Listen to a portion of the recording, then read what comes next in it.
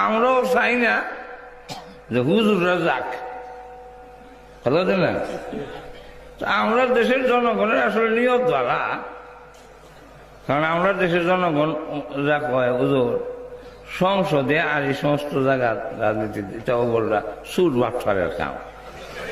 সুতরাং আপনার মতো ভালো মানুষের ভোট দিয়া এই চুরি বাটফারি আর হারাইতে আমি চাই না।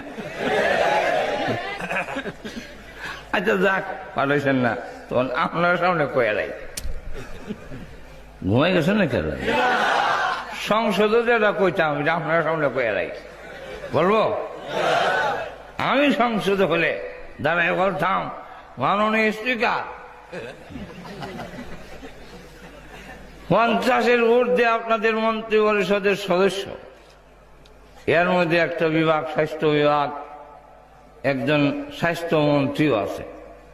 মাননীয় স্পিকার, আপনার মাধ্যমে আমি সরকারের কাছে দাবি রাখতে চাই, কষ্ট হইলেও আর একটা বিভাগ বাড়ানো হোক। এই বিভাগটার নাম হবে চারিত্রিক বিভাগ।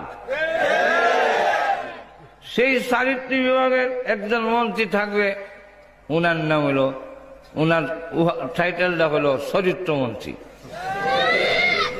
আবার চরিত্রমন্ত্রী যেসব একটা লোককে ধরে নিয়ে ধর্মমন্ত্রীর মতো বানাইলে কাম হইতো না, কারণ আমাদের দেশের ধর্মমন্ত্রী নিজেই ধর্মকর্ম সম্পর্কে কিচ্ছু জানে না।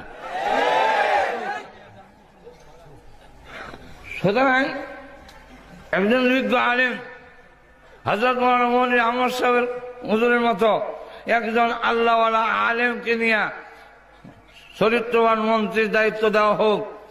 আর যিনি চরিত্রমন্ত্রী হবেন ওনার প্রথম পদক্ষেপ হবে, মাননীয় স্পিকার, সচিব থেকে নিয়ে একবারে থানার ওসি পর্যন্ত প্রত্যেকটা যদি তবলিগে নিয়ে 3টা সিল্লা দেওয়ায় আনে, আমার বিশ্বাস এদেশের অর্ধেক দুর্নীতি বন্ধ হয়ে যাবে।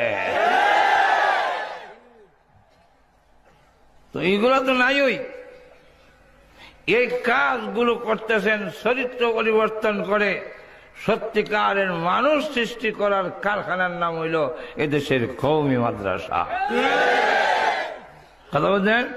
যারা সরকারে করার কথা ছিল, এটা এদেশের উলামায়ে কেরাম হাইয়া না হাইয়া, খাইয়া না খাইয়া, এরা হাতের মধ্যে হাতর বেঁধে কওমি মাদ্রাসার